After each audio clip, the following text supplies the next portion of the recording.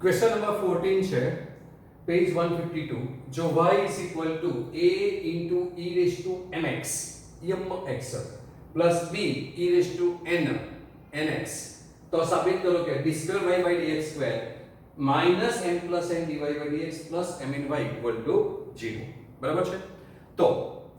જે વાતો થઈ છે આપણી મેં જે શીખવ્યું છે તે રીતે જ દાખલાઓ ગણવાના છે પણ આ ટાઈપના જ્યારે ઘાતાંકીય વિધેય આપેલું હોય ત્યારે તમારે ઉપરના કોઈ પરિણામનો ઉપયોગ નહીં કરવાનો સીધું y1 શોધો y2 શોધો અને સીધો તમને જે સાબિત કરવા આપેલું છે કે જેનો જવાબ શોધવા કીધું હોય એમાં તમારે એની કિંમત મૂકી દેવાની તો તમારા દાખલાઓ જલ્દી આવશે બાકી જો તમે ઉપરના પરિણામનો ઉપયોગ કરવા જશો તો તમારા જવાબોમાં તમને તકલીફ પડશે વેલ્યુ મૂકીને આન્સર લાવવા માટે બરાબર તો ઘાતાંકીય વિધેય માટે જે મેં તમને મેથડ કીધી છે તે મેથડ અપવાદરૂપ રાખીને જ્યારે એને ઘાતાંકીય વિધેય આપેલા હોય તેમાં ખાસ e રેઝ ટુ પાવર વાળા ત્યારે તમારે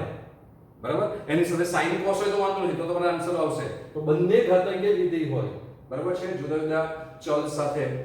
બરાબર તો તે વખતે બંને ઘાતાંકીય વિધેય હોય ત્યારે આવી રીતે આ ટાઈપના એક્ઝામ્પલોમાં સ્પેશિયલી હું આ ટાઈપના એક્ઝામ્પલોની વાત કરું છું તો આ ટાઈપના એક્ઝામ્પલોમાં તમારે શું કરવાનું y1 શોધી કાઢવાનું y2 શોધી કાઢવાનું અને એની કિંમત આમાં મૂકી દેવાની તો આ ડાબી બાજુમાં કિંમત મૂકીશું અને જવાબ શું લાવીશું આપણે 0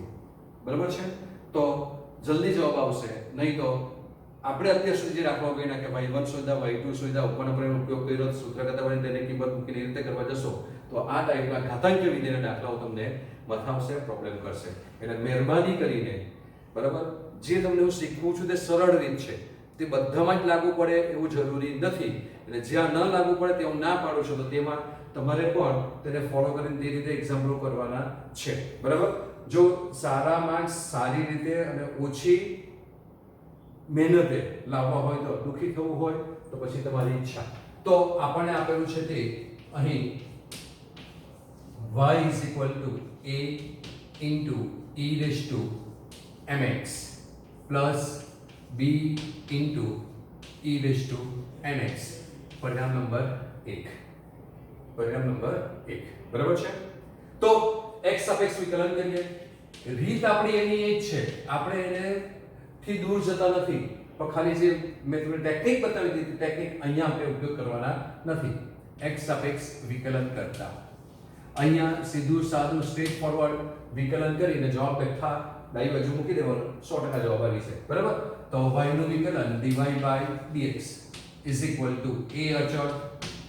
e raised to mx નું વિકલન e raised to bracket તો e raised to bracket અને bracket તો પાછું એટલે m વડે ગુણવું પડશે તમારે mx નું વિકલન m થશે એટલે આપણે લખી દઈએ m into e raised to mx અને પ્લસ b m નો m અને આનું વિકલન n into e raised to nx થશે બરાબર હવે આમાં કઈ સાદું આપવા જેવું નથી કશું જ કઈ નથી કે તમે જે પેલી કિંમતો મૂકવા જાવ તો આમાંથી આની પણ કિંમત મૂકી શકાય આની પણ કિંમત મૂકી શકાય એની મૂકીને સાદું આપો તો તમને આ જે જવાબ લાવવા માટે જે છે તે ઘણી વખતે પ્રોબ્લેમ થાય છે બરાબર છે એટલે તમને સ્ટ્રેટ ફોરવર્ડ મેથડની વાત કરું છું બરાબર તો પરિણામ નંબર 2 ફરીથી x સાપેક્ષ વિકલન કરતા તો ફરીથી x સાપેક્ષ વિકલન કરતા તો d square y by dx square is equal to e અને m અચળ e raised to mx નું વિકલન અહીંયા કઈ રીતે m e raised to mx થશે તો e અને m અચળ હતા અને આનું પાછું વિકલન m e raised to mx થશે બરાબર છે હા okay fine plus b n અચળ અને આનું વિકલન n e raised to nx થશે કંઈક વધારે કહેવાની જરૂર નથી ઉપર એનું વિકલન કર્યું તે જ વિકલન પાછું આવવાનું તે નહીં પૂછે આપણે બરાબર એટલે કોઈ પ્રોબ્લેમ થાય નહીં તો શું થયું તો કે d square y by dx square is equal to a m square e raised to mx plus b n square e raised to nx થાય પરિણામ નંબર 3 પરિણામ નંબર 3 બરાબર હવે આ ડાબી બાજુ છે એમાં કિંમતો મૂકી દઈએ d2 by dx square અને dy by dx અને સાદું આપીએ એટલે 100% આપણો જવાબ આવશે જ બરાબર મને વિશ્વાસ છે left hand side d2 y by dx square minus m plus n divide by dx plus એક માઇનસ એક પ્લસ, બરાબર. અહીંયા બેનો સરવાળો આવ્યો તો અહીંયા બેનો ગુણાકાર mn into y is equal to 0 લાવવાનો છે. સોરી, બરાબર છે, is equal to 0 લાવવાનો છે તો લખાઈ ગયો. ઓકે, ચાલો d square y by dx એટલે પરિણામ નંબર 3 ની કિંમત મૂકવાની, તો તે મૂકી દઈએ. તો a m square e raised to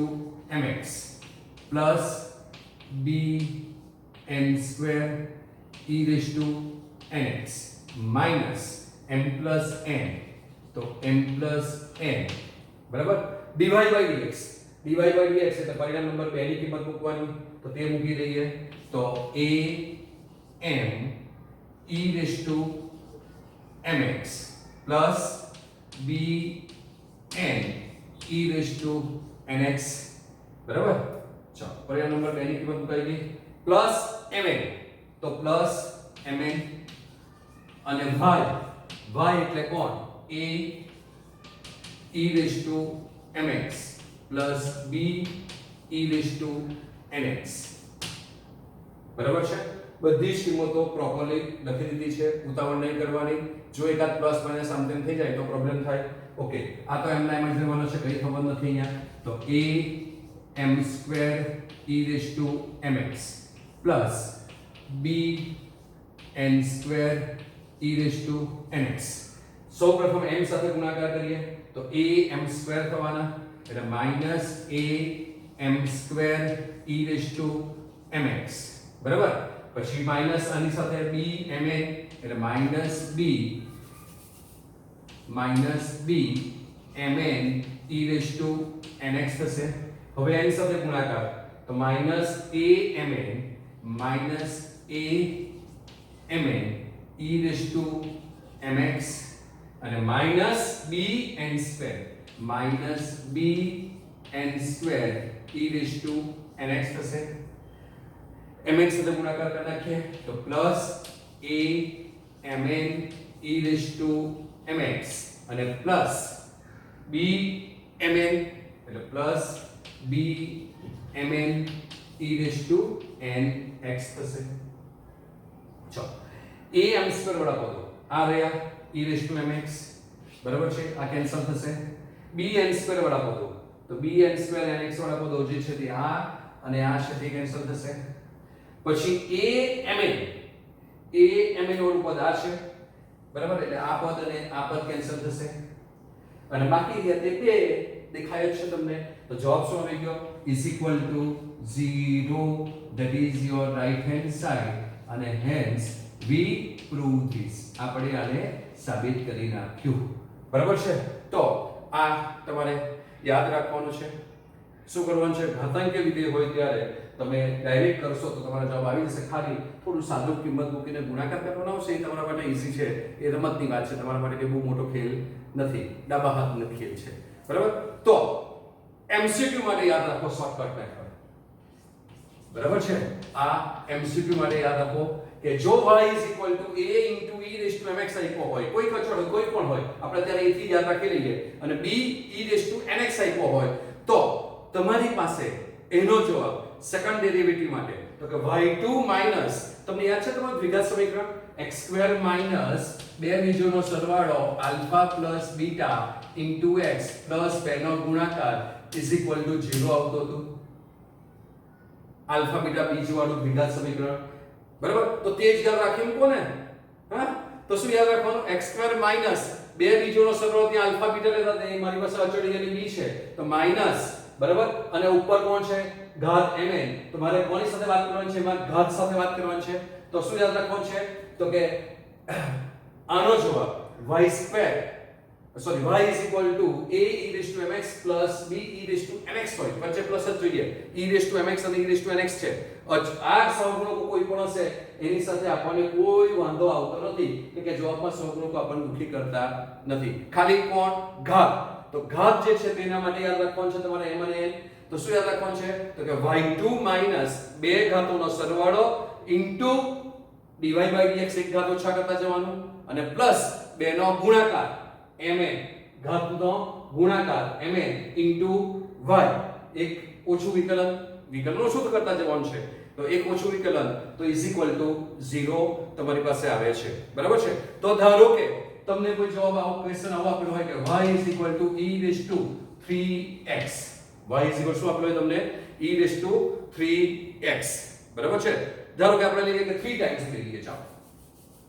આને લઈ લઈએ 3 times e raise to 3x plus શું લખીએ આપણે plus twice e raise to twice x લખીએ, બરાબર. તો શોર્ટકટ પ્રમાણે શું થશે, શોર્ટકટ પ્રમાણે શું થશે, 3 અને 2 5 થશે, એટલે જવાબ શું આવશે, તો this implies y2 minus 3 plus 2, બરાબર છે, 3 plus 2 અને એક ઘાત dy by dx, ઘાત ઓછી એટલે કે એક ડેરિવેટિવ ઓછું એટલે y1 પ્લસ આ બેનો ગુણાકાર પ્લસ કેટલા 3 2 6 y is equal to 0 થશે plus 6y is equal to 0 થશે. તો આ જે છે તે તમારી પાસે એક્ઝામ્પલ નંબર 40 છે, બરાબર, page number example number 40 page number 151 પરનો જે છે તે. તો તમને હું આ રીતે ગણવા માટે હોમવર્કમાં આપું છું અને એમસીક્યુ રીતે મેં તમારો જવાબ સાબિત શું કરવાનો છે તે પણ લખી આપ્યો છે, એટલે તમારો જવાબ આવશે y2 5y1 6y is equal to 0. તો તમને સાથે સાથે એક શોર્ટકટ મેથડ પણ શીખવી કે જે કોમ્પિટિટિવ એક્ઝામમાં કામ લાગશે. નહીં તો કોમ્પિટિટિવ એક્ઝામમાં ગુજકેટમાં તમે બરાબર કલાકમાં 40 ક્વેશ્ચન સોલ્વ કરવાના હોય છે, હા ને, તો કલાકમાં 40 ક્વેશ્ચન, 60 મિનિટમાં 40 ક્વેશ્ચન સોલ્વ કરવાના, અને ગુજરાત બોર્ડમાં તો કલાકમાં 50 ક્વેશ્ચન સોલ્વ કરવાના હોય છે. તો તે વખતે આ એક્ઝામ્પલ આપ્યો હોય તો તમે આ કિંમતો મૂકીને ક્યાં સાદુરૂપ આપવા જાઓ, બરાબર છે. એના કરતા યાદ રાખો કે y is equal to a into e raised to mx plus b into e raised to nx. યાદ રાખવાનું છે, ખાલી વચ્ચે બંને પ્લસ જ જોઈએ. તો આ બે ઘાતોનો સરવાળો કરો ને એક ડેરિવેટિવ ઓછા કરતા જવાનું, ઘાત ઓછી કરવાની પહેલામાં આ સમીકરણ હોય તો તમે એક ડેરિવેટિવ ઓછા કરતા જવાનું. તો y2 થી સ્ટાર્ટ કરો ને 1 + 1 - 1 + 1 - એવી રીતે ચાલે રાખો. તો y2 માઈનસ ને એનો સરવાળો mn sorry m + n y1 plus છેલ્લે mn y, એક ઘાત ઓછી કરવાની એટલે એક વિકલન ઓછું કરવાનું ઇક્વલ ટુ 0. તો આ તમારા માટે હોમવર્કમાં રાખીએ છીએ. તો તમે આને ઘરથી ગણો, પ્રેક્ટિસ કરો, અને મેથ્સમાં પ્રેક્ટિસ વગર કંઈ થતું નથી. Practice makes a man perfect, એ તમને ખબર છે, બરાબર. એક્ઝામ્પલ નંબર 41 છે, પેજ 151 પરનો. જો y sin inverse x હોય તો સાબિત કરો કે 1 - x² d²y/dx² - x dy/dx = 0. આવું કંઈ કીધું છે, બરાબર છે. તો તમને શું આપેલું છે, તો કે y sin inverse x, પરિણામ નંબર 1 આપેલું છે. x સાપેક્ષ વિકલન કરીએ તો x સાપેક્ષ વિકલન કરતા y નું વિકલન dy/dx, sin inverse x નું વિકલન તમને ખબર છે 1/1 x² આવશે. એક વિકલન બદલી ગયું, સાદુરૂપ આપવાનું તો સાદુરૂપ આપી શકાય એવું કંઈ છે નહીં. તો આપણે શું કરવાનું કીધું છે, ક્રોસ ગુણાકાર કરવાનો અથવા લસા લેવાનો. તો ક્રોસ ગુણાકાર કરીએ તો શું મળશે, વર્ગમૂળમાં 1 - x² dy/dx = 1 થશે. હવે ક્રોસ ગુણાકાર કર્યા પછી છેદમાં જે પદ હતું તે વર્ગમૂળમાં છે, તો શું કરવાનું, વર્ગ કરવાનો, એનું સાદું આપવાનું ને. તો વર્ગ કરવા કીધું છે વર્ગમૂળ દૂર કરવા માટે, એટલે વિકલનમાં તમને પ્રોબ્લેમ ન થાય. તો જ્યારે આવી રીતે વર્ગમૂળમાં પદો આવે ક્રોસ ગુણાકાર કર્યા પછી, તો તમારે આ સમીકરણ જે મળે એનું વર્ગ કરી નાખવાનું બંને બાજુ. તો કે વર્ગ કરતા બંને બાજુ વર્ગ કરીએ તો આ a * b છે એટલે a નો વર્ગ b નો વર્ગ થાય, એ તમને ખબર છે, બરાબર છે. એટલે આ થશે 1 - x² નો વર્ગ, અને આ જે છે તે dy/dx આખાનો વર્ગ = 1 થશે. હવે સારું પદી ગયું, કંઈ થાય એવું નથી. તો આનું ફરીથી x સાપેક્ષ વિકલન કરતા, તો ફરીથી x સાપેક્ષ વિકલન કરતા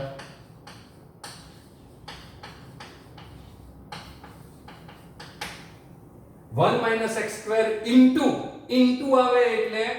પ્રોડક્ટ રૂલ, ગુણાકારનો નિયમનો ઉપયોગ કરવાનો. તો 1 - x² એમના m, આનું વિકલન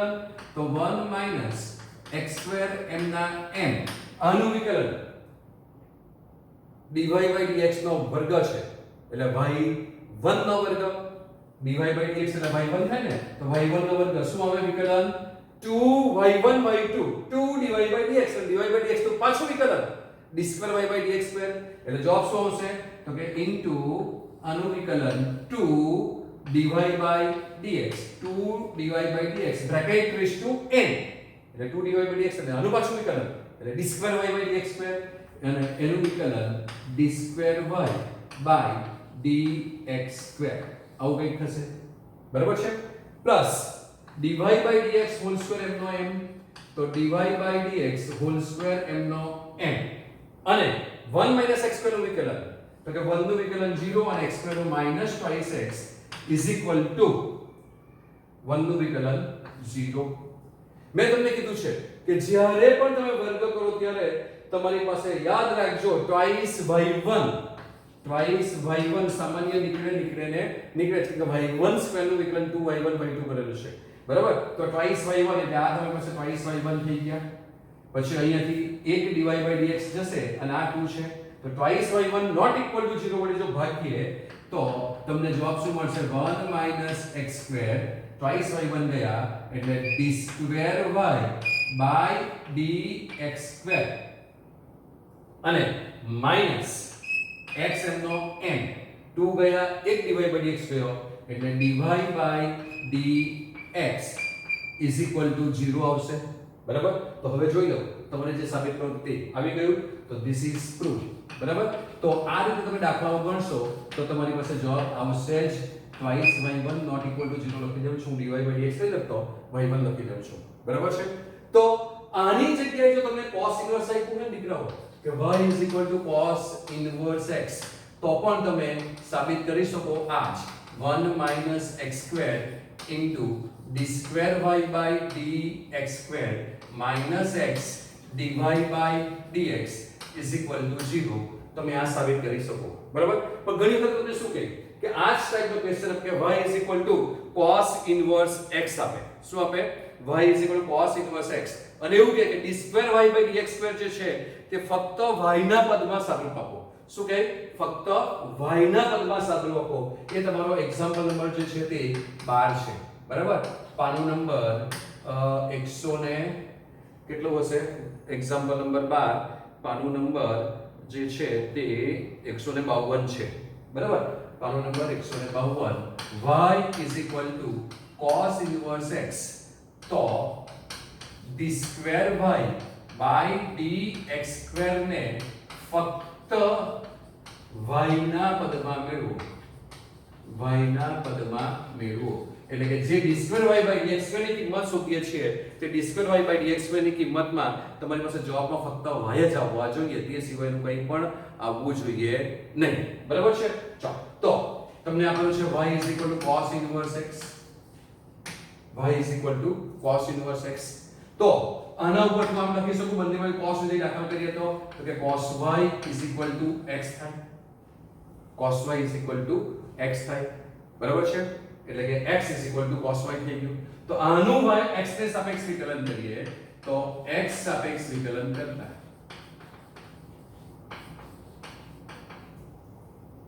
x ને સાપેક્ષ વિકલન કરીએ તો cos y નું વિકલન minus sin y એટલે minus sin y અને y નું વિકલન dy by dx is equal to 1 થશે બરાબર છે x નું વિકલન x ને સાપેક્ષ કર્યું છે એટલે 1 તો dy by dx is equal to 1 થઈ ગયું પરિણામ નંબર આને આપણે 1 કહેવાનું છે આને આપણે 2 કહેવાનું છે હવે સાદુરૂપ આપી શકાય એવું નથી તો ફરીથી વિકલન કરીએ બરાબર તો ફરીથી x સાપેક્ષ વિકલન કરતા તો ફરીથી x સાપેક્ષ વિકલન કરતા